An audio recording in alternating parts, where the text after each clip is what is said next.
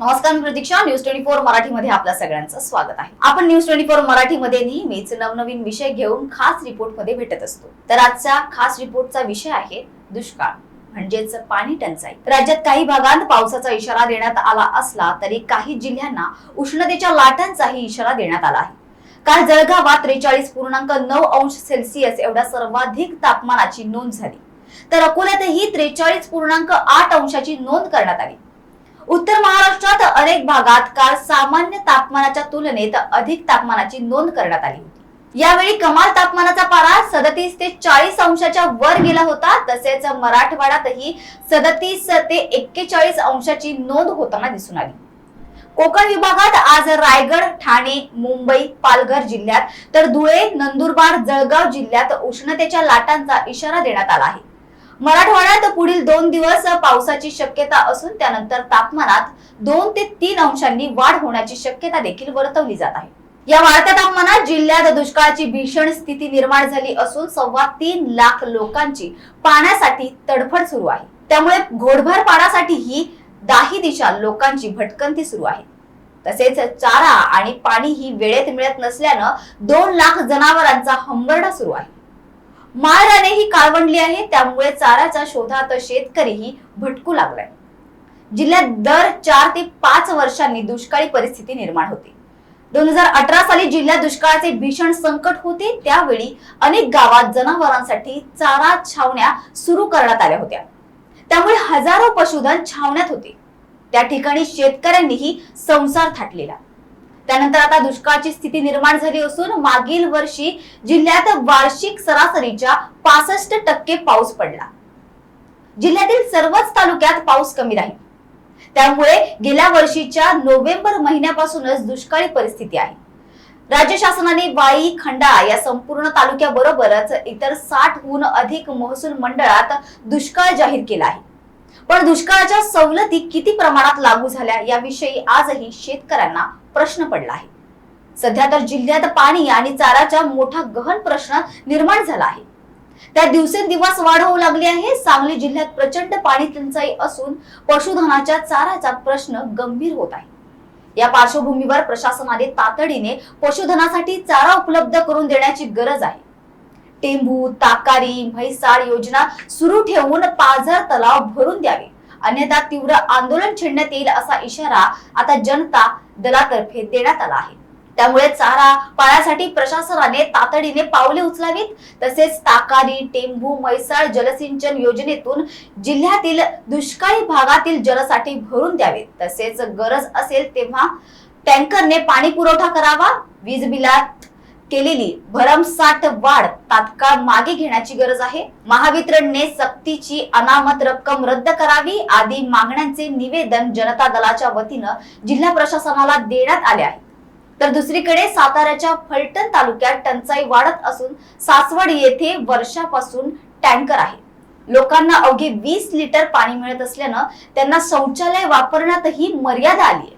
त्यातच जाडा टँकरही मिळाला नसल्यानं विकतचे पाणी घ्यावे लागते. तर गावात पाण्याच्या 14 टाक्या असल्या तरी ठणठणाट आहे. गेल्या वर्षी पाऊस कमी झाला तर गावाला 14 जून पासून टँकर सुरू झाला, तो आजही बंद नाही.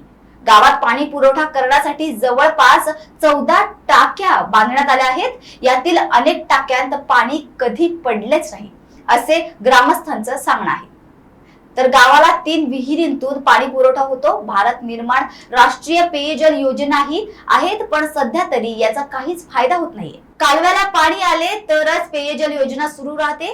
गावात पाण्यासाठी आणखी एक टाकी बांधण्यात येत आहे, पण गावाला पाणी पुरवठा करण्यासाठी उद्धव स्त्रोतच माहित नाही. मग टाक्या आणि योजना करून काय फायदा असा प्रश्न उपस्थित होत आहे. तसेच एवढ्या पाणी योजना आणि टाक्या म्हणजे अधिकारी आणि कंत्राटदारांची मिलीभगत असल्याचा आरोपही ग्रामस्थ करू लागले आहेत.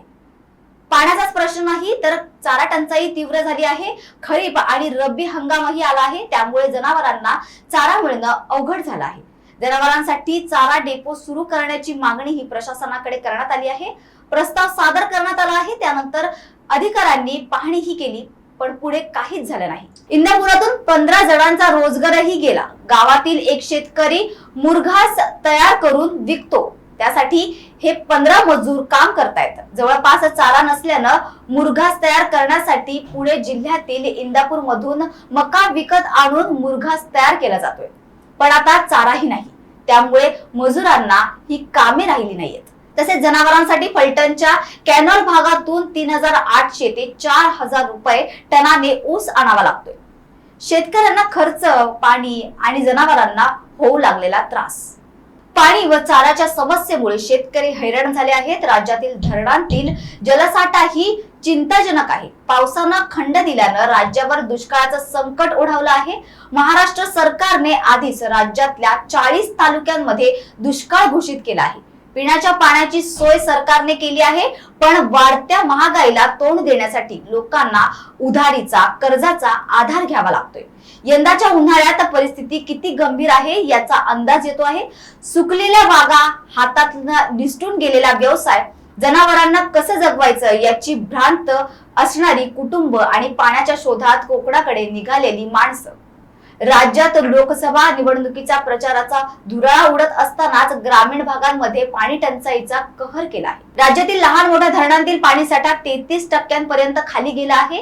मार्च महिन्यापासूनच कडक उन्हाळा सुरू झाला. अद्याप पावसाळा सुरू होण्यास सुमारे 2 महिन्यांचा कालावधी आहे.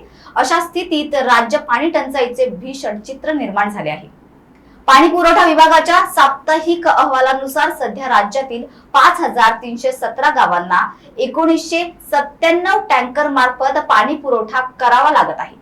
मराठवाडा विभागात ही संख्या सर्वाधिक असून तेथील 868 गावे टंचाईग्रस्त आहेत. त्याखालोखालच खानदेश व पश्चिम महाराष्ट्रात टँकरग्रस्त गावे आहेत. कोकण विभागात अद्याप फारशा झळा जाणवण्यास सुरुवात झालेली नाही. विदर्भात केवळ अमरावती विभागात 37 टँकरद्वारे पाणी पुरवठा होत असून नागपूर विभागात अद्याप तशी गरज निर्माण झालेली नाही. सध्या राज्यातील 40 तालुक्यात दुष्काळाची स्थिती गंभीर असून 73% महाराष्ट्र दुष्काळाच्या छायेखाली आहे. राज्यातील 2292 महसूल मंडळापैकी 1500 महसूल मंडळात दुष्काळ जाहीर करण्यात आला आहे. धरणातील पाणीसाठा तळास गेला आहे, तर काही ठिकाणी अवकाळी पावसाने पिकांचे अतोनात नुकसान देखील केले आहे. राज्यभरात पाणी टंचाई सध्या जाणवत आहे. राज्यातील मोठ्या धरणांमधील पाणीसाठा कमालीचा घटला असून संभाजीनगर येथील धरणात 10% पाणीसाठा आहे, तर नाशिक जिल्ह्यात धरणात देखील कमी पाणी शिल्लक असल्याची माहिती एनसीपी अध्यक्ष आणि माजी कृषी मंत्री शरद पवार यांनी दिली आहे. त्याचबरोबर पुण्यात 50 मध्य प्रकल्प असून तिथे 24% पाणीसाठा आहे. तसेच उजनी धरणात 0% उपयुक्त पाणीसाठा आहे. त्याचबरोबर माजलगाव मध्ये 0% पाणीसाठा आहे. मांजरामध्ये 0.37% पाणीसाठा आहे, तर नगर जिल्ह्यात 9% पाणीसाठा आहे. काही मराठवाड्यातील जिल्हे असे आहेत जिथे परिस्थिती गंभीर होईल. धाराशिव, परभणी येथे जास्त लक्ष द्यायची गरज आहे. सध्याच्या परिस्थितीत राज्यात 755 पाणी टँकर सुरू आहेत आणि सध्या जवळपास 10,572 गावांना टँकरची गरज आहे, असंही शरद पवार यांनी यावेळी नमूद केलं आहे.